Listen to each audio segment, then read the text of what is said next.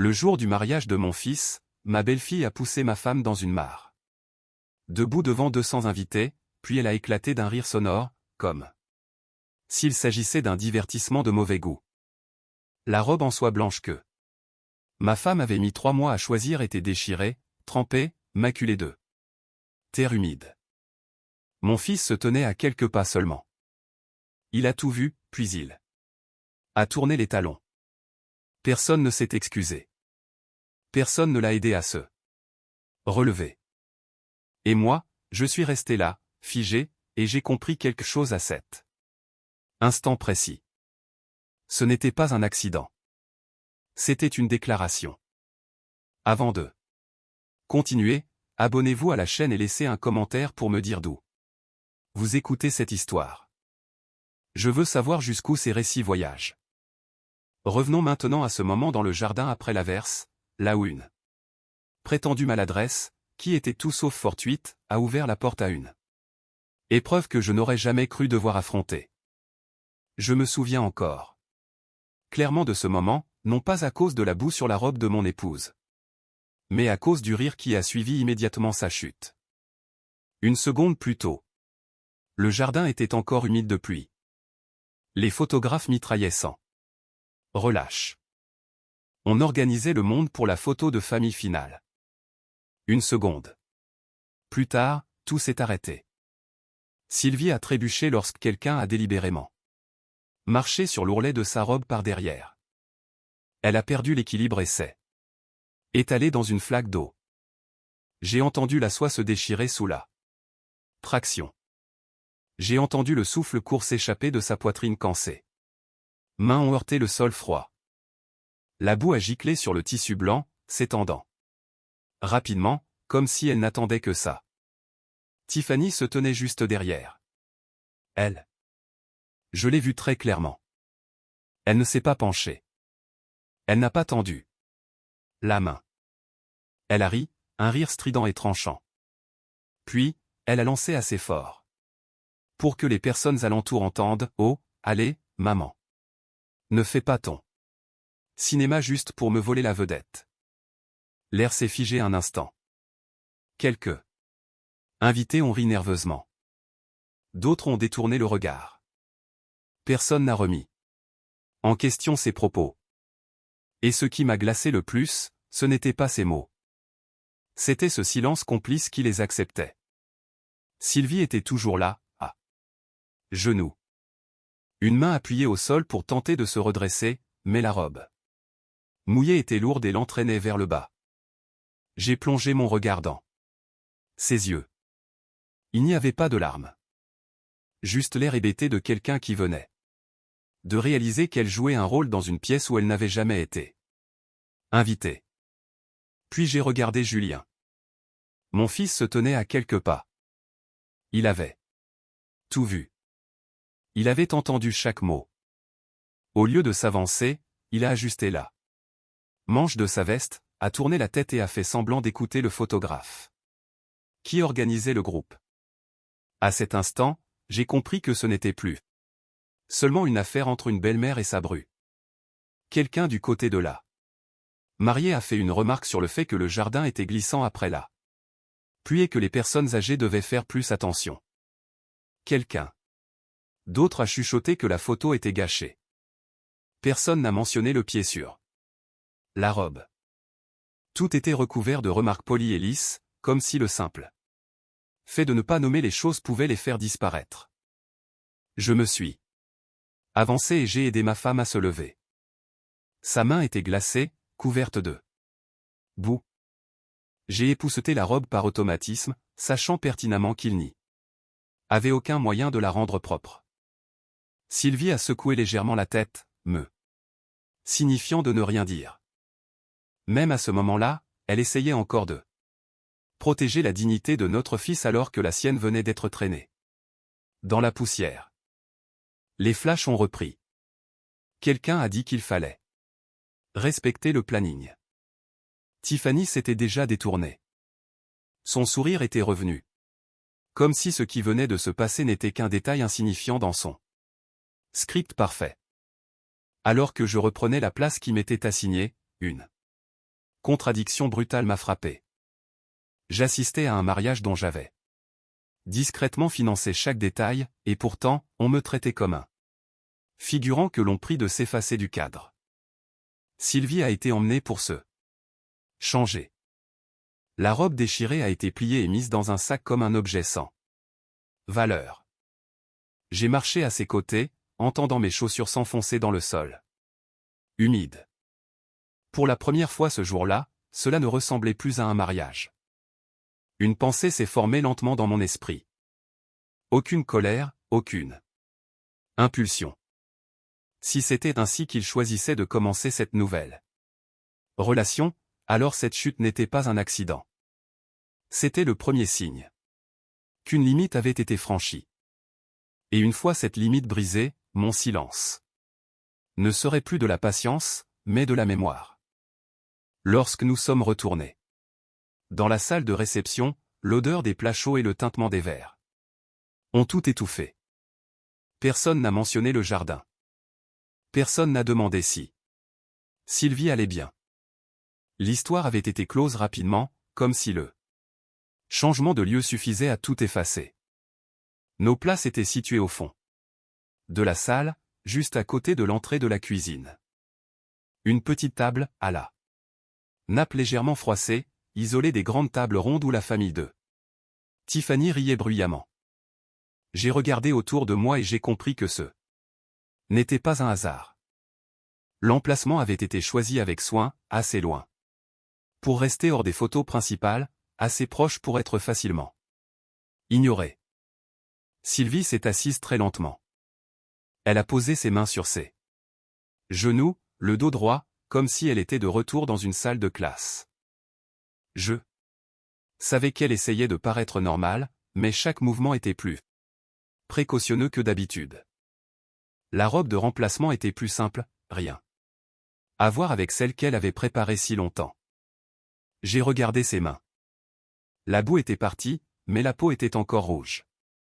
Pendant ce temps, à la table d'honneur, les éclats de rire fusaient. Tiffany était entourée, recevant des compliments sans arrêt. Sa famille parlait de ce mariage comme d'une transaction réussie. J'ai saisi des fragments de chiffres, de poignées de main, de promesses. Personne n'a prononcé nos noms. Je me suis levé et j'ai dit à Sylvie que j'allais chercher de l'eau. En vérité, j'avais besoin d'air. Le couloir derrière la salle servait d'espace de préparation pour les deux familles. La porte n'était pas totalement fermée. La lumière filtrait juste. Assez pour que je puisse voir des ombres et entendre des voix. Je ne cherchais pas à écouter, mais quand j'ai entendu mon nom, je me suis arrêté. La voix de Tiffany est arrivée la première, confiante, sans filtre. Elle parlait de l'avenir, de ce qui appartiendrait bientôt à Julien. Puis, un homme plus âgé a pris la parole. J'ai supposé que c'était son père. Il a mentionné une assurance vie, a parlé de 2 millions d'euros comme si c'était une évidence. Un compte qui n'attendait que le bon moment pour être débloqué. Il parlait de patrimoine, de transfert de noms pour simplifier les choses, de dettes professionnelles à gérer rapidement. Chaque phrase était polie, calme, et sous-jacente, j'entendais une impatience prédatrice. Puis Julien a parlé. Mon fils. Sa voix était plus basse, plus prudente, mais il n'a pas objecté. Il a dit que je vieillissais, que j'oubliais les choses, et qu'il serait plus sûr qu'il gère les actifs. Il a même ri, comme s'il racontait une anecdote anodine sur ses parents. Je suis resté là, la main sur le cadre de la porte froide. À cet instant, je n'ai pas ressenti de colère. J'ai ressenti une clarté si vive qu'elle ne laissait aucune place au doute. La chute de Sylvie dans le jardin n'était pas un incident isolé. C'était une partie intégrante de la façon dont ils nous percevaient, des gens dont le rôle était terminé, dont la valeur n'existait plus que sur le papier. Je suis retourné à la table. Sylvie a levé les yeux vers moi. Elle a sondé mon visage comme si elle posait une question. Silencieuse. J'ai secoué légèrement la tête. Pas encore. Je me suis assis, j'ai levé mon verre sans boire. La musique a enflé, couvrant les conversations privées. Sur scène, quelqu'un parlait d'amour et d'unité. J'écoutais et je ne ressentais rien. Nous ne sommes pas restés longtemps. J'ai dit à Sylvie que nous devions partir tôt. Elle n'a pas demandé pourquoi. Elle s'est levée, a mis son manteau et a hoché la tête. Personne n'a remarqué notre départ. Les portes de la salle se sont refermées derrière nous, coupant la musique et les rires, laissant place à un silence qui semblait enfin réel. Dehors, la pluie avait recommencé à tomber. Pas une grosse averse, juste assez pour humidifier nos épaules. Nous avons marché lentement sur le parking. Sylvie tenait ma main. Cette fois, elle la serrait fort. Sur le chemin du retour, aucun de nous n'a parlé. Je me concentrais sur la route. Dans mon esprit, les pièces du puzzle commençaient à s'assembler. Le plan de table, la remarque dans le jardin, la conversation derrière la porte. Tout pointait vers une seule conclusion. Ils avaient déjà décidé qui nous étions dans cette histoire, sans jamais nous consulter. Quand nous sommes arrivés à la maison, Sylvie s'est assise et a soupiré. Elle a dit doucement, presque pour elle-même, qu'elle était désolée de m'avoir mis dans une position inconfortable le jour du mariage de notre fils.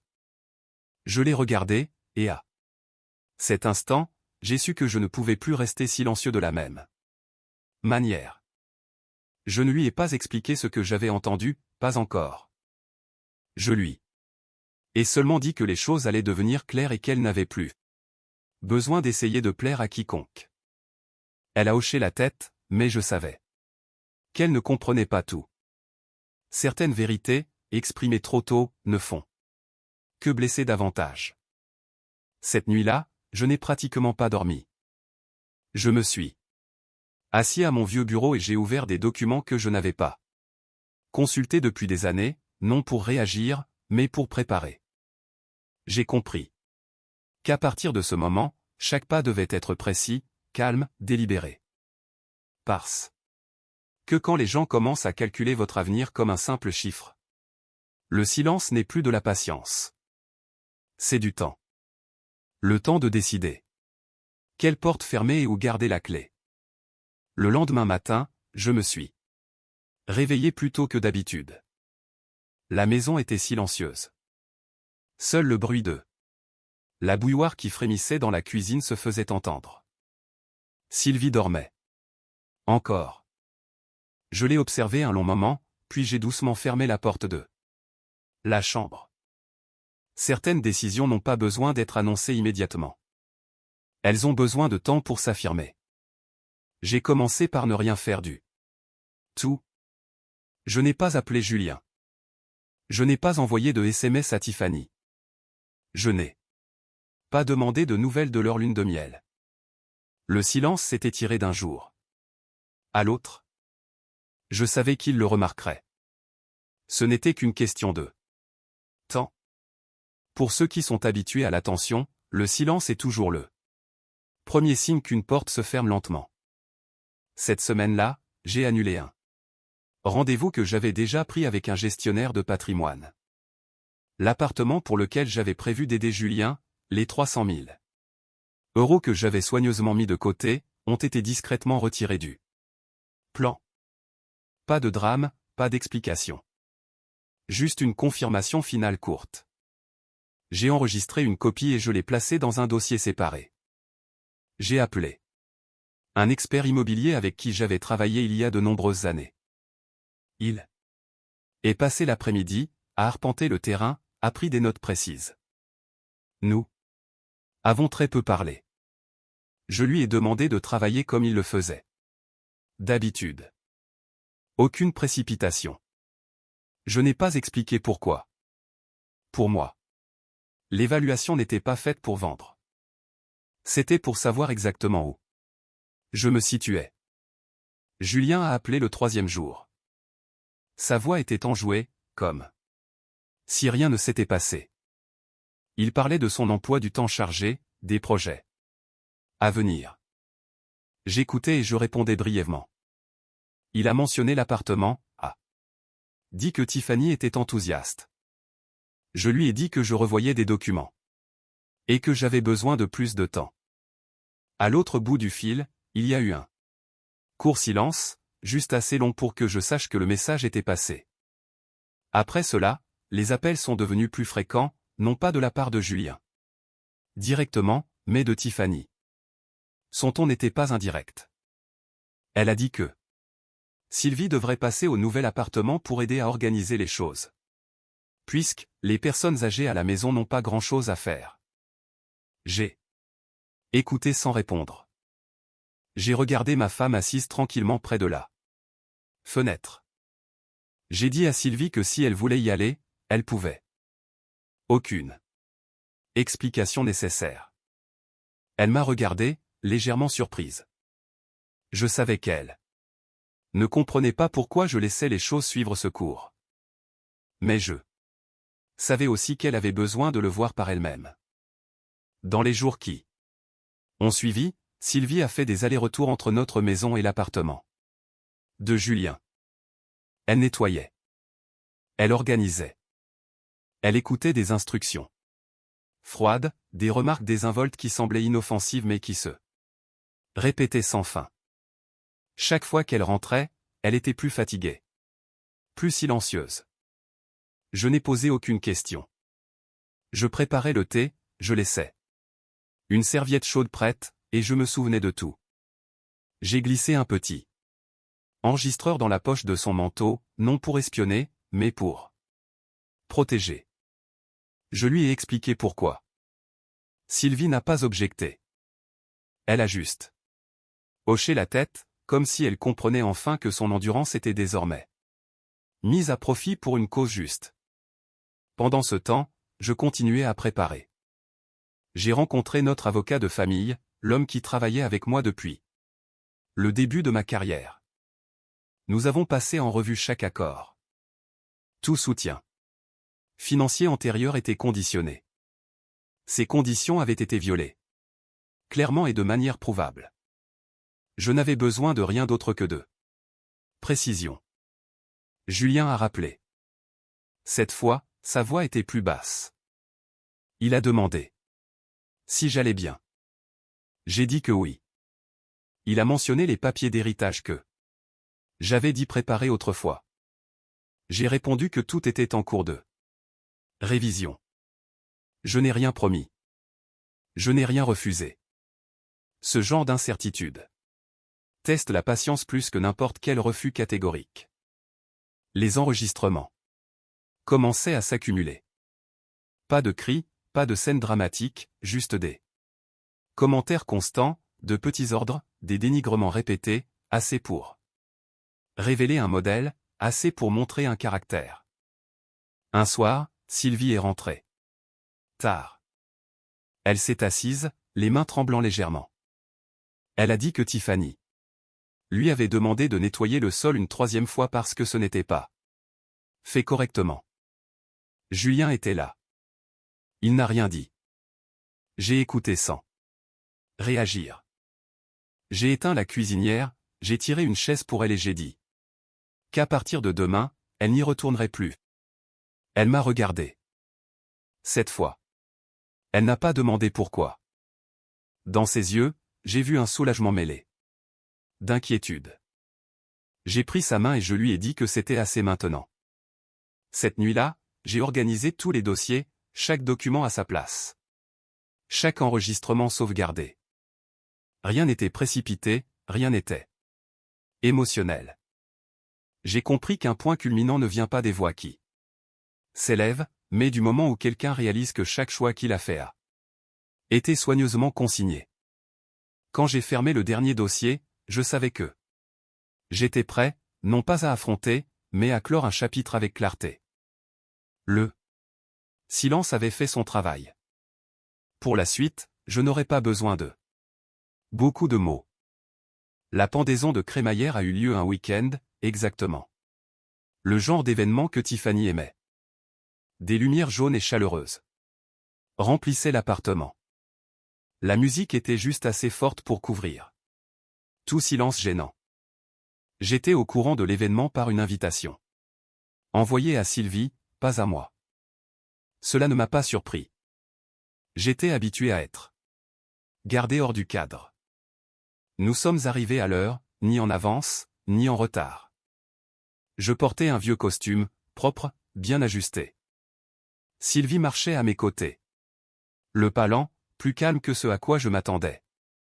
Quand les portes de l'ascenseur se sont ouvertes, nous sommes entrés dans un espace conçu pour impressionner.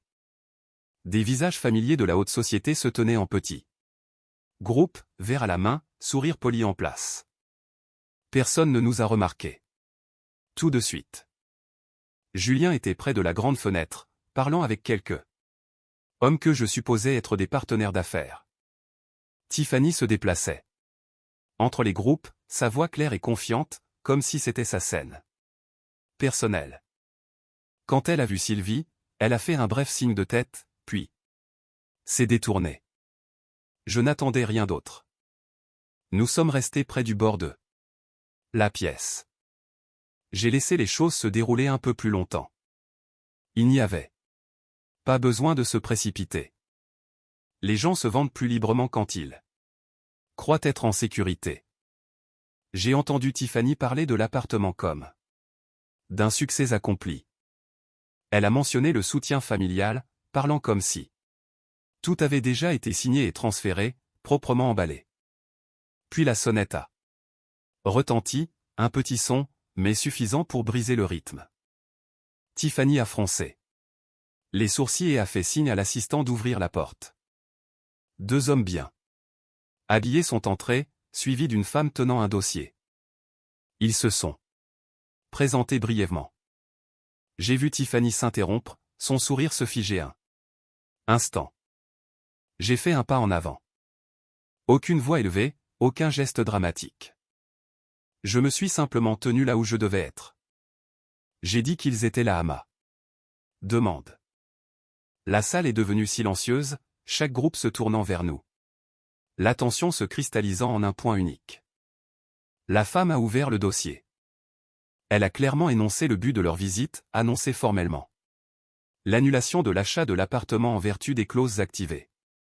La propriété n'était plus classée comme soutien personnel. Elle avait été légalement transférée dans une fondation caritative pour les personnes âgées isolées, selon la décision du bienfaiteur original. Tiffany a réagi la première. Elle a parlé rapidement, sa voix aiguë, interrogeant sur les droits, sur les accords. La femme a répondu calmement, point par point. Tout était documenté. Signature, date, conditions. Il ne restait aucune place pour l'argumentation émotionnelle. Julien s'est tourné vers moi. Son expression oscillait entre confusion et colère. Il a demandé pourquoi je faisais cela, ici, devant tout le monde. Je l'ai regardé pour la première fois ce soir-là. J'ai dit, parce que c'est ici que tout le monde croyait que tout était réglé, et parce que la vérité, si elle doit être dite, doit l'être là où elle a été cachée. Tiffany s'est avancée, la voix tremblante, bien qu'elle essayât de garder le contrôle. Elle a dit que je les humiliais devant leurs invités. Je n'ai pas répondu tout de suite. J'ai simplement fait signe à l'avocat debout à mes côtés. Il a diffusé un court enregistrement, pas long. Aucun montage nécessaire. La vidéo montrait Sylvie tombant dans la boue dans le jardin, le rire, et la phrase que j'avais entendue si clairement ce jour-là. La musique s'est arrêtée. Personne n'a parlé. Les regards dans la salle commençaient à changer, non plus curieux, mais calculateurs. J'ai parlé lentement pour que tout le monde puisse entendre. J'ai dit que mon argent pouvait financer des fêtes, des appartements et de belles photographies, mais qu'il ne pouvait pas acheter le respect pour ceux qui n'en comprenaient pas la valeur. Et c'est pourquoi j'avais choisi de le placer là-haut. Il ne serait pas considéré comme un dû. Tiffany a reculé, le visage pâle. Julien est resté figé, incapable de parler. Je n'avais pas besoin d'en voir plus. Je me suis tourné vers Sylvie. Elle se tenait droite, rencontrant chaque regard sans flancher. J'ai pris sa main. C'était le signal. Nous sommes partis avant que quiconque puisse poser une question. Les portes de l'ascenseur se sont refermées, coupant les murmures derrière nous. Dans cet espace étroit, je pouvais entendre ma propre respiration, non pas rapide, non pas tendue, juste légère. Dehors, l'air de la nuit était plus frais que je ne l'espérais. Sylvie a dit qu'elle se sentait bien. J'ai hoché la tête. Aucun autre mot n'était nécessaire. Ce qui devait être révélé l'a été. Le reste, je n'avais pas besoin d'en être témoin. Je savais qu'à partir de ce moment, rien ne serait plus pareil. Mais je savais aussi que j'avais fermé une porte au bon moment. Et quand une porte est fermée avec clarté, personne n'a le droit de frapper à nouveau. Après cette soirée, je ne suis jamais retourné dans cet appartement. Je n'ai pas attendu d'explication non plus. Certaines choses, une fois dites publiquement, n'ont plus besoin d'être gérées. Le reste se déroule de lui-même. Julien m'a appelé quelques fois dans la semaine suivante. La première fois, sa voix était précipitée. Il parlait de malentendus, de pression, de la façon dont les choses étaient allées trop loin. J'ai écouté sans interrompre. Quand il s'est arrêté, je lui ai dit que j'en avais assez entendu. Je ne l'ai pas accusé. J'ai seulement dit que les choix qu'il avait faits n'étaient pas le résultat d'une seule journée. Et à cause de cela, ils ne pouvaient pas être effacés par un seul coup de fil. La famille de Tiffany a réagi plus vite. Ils ne m'ont pas appelé. Ils ont appelé mon avocat. Ils ont posé des questions sur la possibilité de revenir en arrière, sur des arrangements alternatifs. Les réponses étaient les mêmes à chaque fois. Les clauses avaient été légalement activées. Il n'y avait rien à négocier.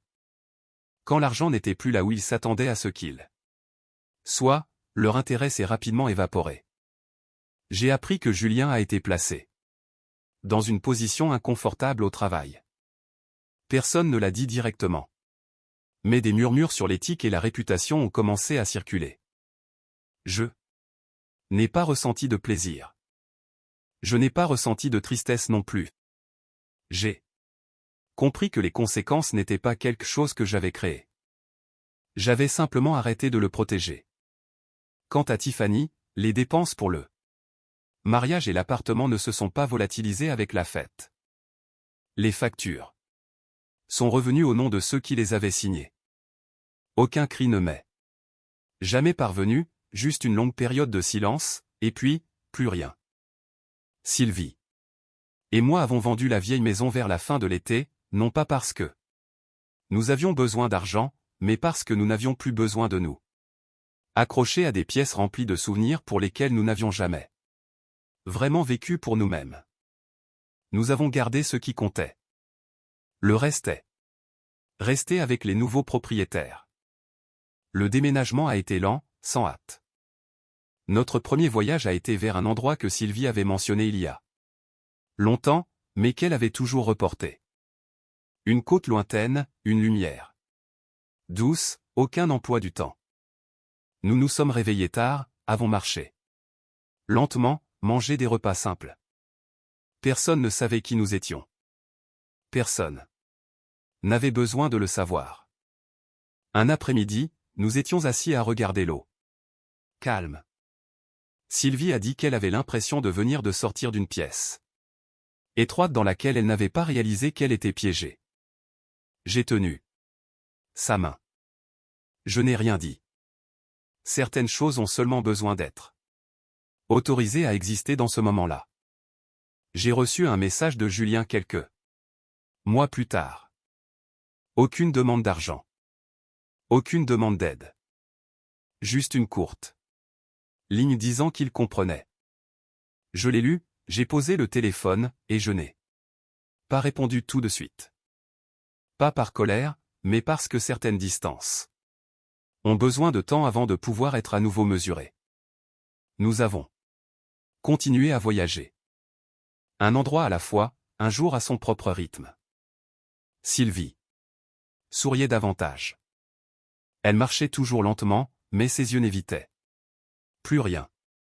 J'ai réalisé que pendant de nombreuses années, nous avions vécu si pleinement pour la responsabilité que nous avions oublié comment vivre pour nous-mêmes.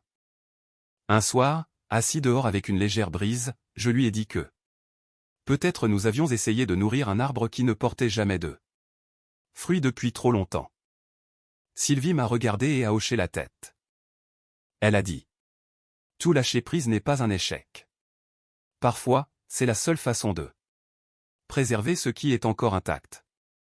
J'ai pensé à tout ce qui s'était passé.